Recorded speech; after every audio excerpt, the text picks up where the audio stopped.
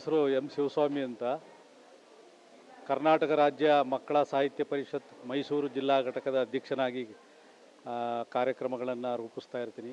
ಕವಿಯಾಗಿ, ಜಾನಪದ ಕಲಾವಿದನಾಗಿ, ರಂಗಭೂಮಿ ಕಲಾವಿದನಾಗಿ, ಕನ್ನಡ ಪರ ಹೋರಾಟಗಾರನಾಗಿ ಈಗಾಗಲೇ ಸುಮಾರು ಮೈಸೂರು ಭಾಗದಲ್ಲಿ 42 ಕಾರ್ಯಕ್ರಮಗಳನ್ನು ಹಮ್ಮಿಕೊಂಡಿದ್ವಿ. ಮಕ್ಕಳಿಂದ ಮಕ್ಕಳಿಗಾಗಿ, ಮಕ್ಕಳಿಗೋಸ್ಕರ ಏನೇನು ಮಾಡ್ತೀರಾ ಅಂತ ಕೇಳ್ಬೋದು ನೀವು. ಕವಿತೆ ಹೇಳೋದು, ಗಾಯನ ಮಾಡೋದು, ಸಮೂಹ ಗಾಯನ, ಚಿತ್ರ ಬಿಡಿಸೋದು, ಮತ್ತು ಕ್ರೀಡೆಗಳಲ್ಲಿ ಸಾಧನೆ ಮಾಡಿರ್ತಕ್ಕಂಥ ಮಕ್ಕಳಿಗೆ ಪುರಸ್ಕಾರವನ್ನು ನೀಡೋದು. ಈಗ ತಾನೇ ನಡೆದಂಥ SSLC ಯಲ್ಲಿ ಹೆಚ್ಚು ಅಂಕವನ್ನು ಪಡೆದಂಥ ಮಕ್ಕಳಿಗೆ ಪುರಸ್ಕಾರ ಕಾರ್ಯಕ್ರಮವನ್ನು ಈಗಾಗಲೇ ನೋಡಿದ್ದೀರಾ, ಮಾಡ್ತಾಯಿದ್ದೀವಿ.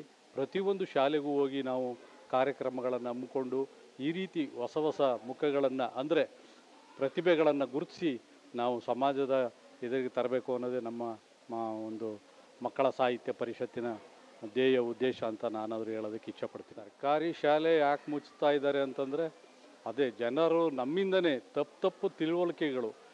ಸರ್ಕಾರಿ ಶಾಲೆಯಲ್ಲಿ ಓದಿದ್ರೆ ಮಕ್ಕಳು ಅವರು ಉದ್ಧಾರ ಆಗಲ್ಲ ಅಥವಾ ನಾಲೆಡ್ಜ್ ಬರಲ್ಲ, ಈ ರೀತಿ ಅತಿ ಕಡಿಮೆ ಬಡತನ ಇರ್ತಕ್ಕಂಥವನು ಇವತ್ತು ಇಂಗ್ಲೀಷು ವ್ಯಾಮೋಹಕ್ಕೆ ಒಳಗಾಗ್ತಾ ಇದ್ದಾರೆ.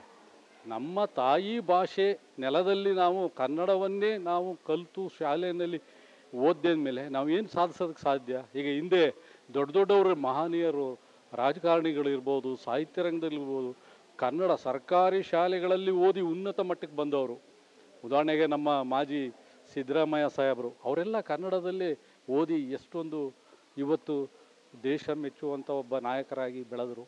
ಉದಾಹರಣೆಗೆ ನಾನು ಹೇಳ್ತಾ ಇರೋದು ಆ ರೀತಿಯಲ್ಲಿ. ಹಾಗೆ ಕುವೆಂಪು ಅವರು ಇರ್ಬೋದು, ದ.ರಾ ಬೇಂದ್ರೆ ಇರ್ಬೋದು, ಇನ್ನೂ ಹಲವಾರು ಜನ ಸಾಹಿತಿಗಳು ಕನ್ನಡದಲ್ಲೇ ಓದಿ ಕನ್ನಡಕ್ಕೆ ಬೇಕಾದಂಥ ಕೊಡುಗೆಯನ್ನು ನಮಗೆ ಕೊಟ್ಟಿದ್ದಾರೆ.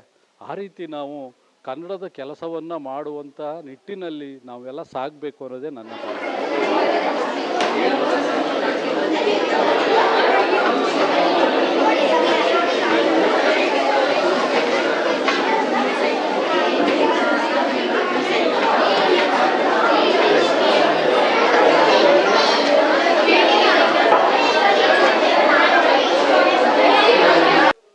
ಅಂಕವೀರ ಪ್ರಶಸ್ತಿ ಕೊಟ್ಟಿರ್ತಕ್ಕಂಥದ್ದು ಅವರು ಸಾಧನೆಗೆ ಅವರು ಶ್ರಮಪಟ್ಟು ಎಕ್ಸಾಮ್ ಪರೀಕ್ಷೆಯಲ್ಲಿ ಬರೆದು ಆ ಪರೀಕ್ಷೆಯಲ್ಲಿ ಉತ್ತಮ ಅಂಕ ಗಳಿಸಿರೋದಕ್ಕೆ ನಾವು ಕೊಟ್ಟಿದ್ದೀವಿ.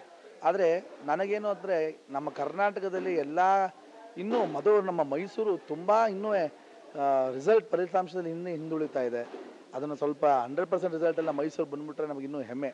ಬರೀ 4-5 ಮಕ್ಕಳು ಕೊಡೋದು ನನಗೆ ಇಷ್ಟ ಇಲ್ಲ. ಕೊಟ್ಟರೆ ಇಡೀ ಒಂದು 10-50 ಮಕ್ಕಳಿಗೆ ಅಂಕವೀರ ಪ್ರಶಸ್ತಿ ಕೊಡೋದಾದರೆ ನಮಗಿನ್ನೂ ಬಹಳ ಸಂತೋಷ ಆಗುತ್ತೆ. ಮತ್ತು ಒಂದು ಮಕ್ಕಳಲ್ಲಿ ಪರೀಕ್ಷೆ ಅನ್ನೋದು ಮೊದಲನೇದಾಗಿ ಭಯ ಬೇಡ. ಈಗ ನಮ್ಮ ಶಿಕ್ಷಣ ಇಲಾಖೆ ಎಲ್ಲ ರೀತಿ ಸವಲತ್ತನ್ನು ಮಾಡಿಕೊಟ್ಟಿದ್ದಾರೆ, ಮಕ್ಕಳಿಗೆ ಅನುಕೂಲವಾಗುವಂಥ ಕೆಲಸ ಮಾಡ್ತಾಯಿದ್ದಾರೆ. ಮಕ್ಕಳು ಯಾವುದೇ ಭಯವನ್ನು ಪಡದೆ ಪರೀಕ್ಷೆಯಲ್ಲಿ ಬರೋದು. ಈ ವರ್ಷದ 2026-24ನೇ ಸಾಲಿನ ಶೈಕ್ಷಣಿಕ ಪರೀಕ್ಷೆಯಲ್ಲಿ ಅತ್ಯುನ್ನತ ಅಂಕ ಗಳಿಸಿಕೊಂಡು ಮಕ್ಕಳಿಗೆಲ್ಲರಿಗೂ ಒಳ್ಳೆಯದಾಗಲಿ ಅಂತ ಹೇಳ್ತೀನಿ. ಮತ್ತು ಸರ್ಕಾರ ಎಲ್ಲ ಶಾಲೆಗಳು ಬಹಳಷ್ಟು ಗಮನ ಹರಿಸ್ತಾ ಇದೆ. ನಮ್ಮಂಥ ಖಾಸಗಿ ಶಾಲೆಗಳು ಒಂಚೂರು ಸರ್ಕಾರ ನಮ್ಮ ಗಮನ ಹರಿಸಿದ್ರೆ ನಮ್ಮ ಶಾಲೆಗಳು ಒಂದು ಅತ್ಯುನ್ನತ ಮಟ್ಟಕ್ಕೆ ಹೋಗುತ್ತೆ ಅಂತ ಹೇಳಕ್ಕೆ ಬಯಸ್ತೀನಿ ಸರ್. ಪ್ರಶಾಂತ್, ಇಲ್ಲಿ ಕನ್ನಡ ಶಿಕ್ಷಕನ ಕೆಲಸ ಮಾಡ್ತಾ ಇದ್ದೀನಿ.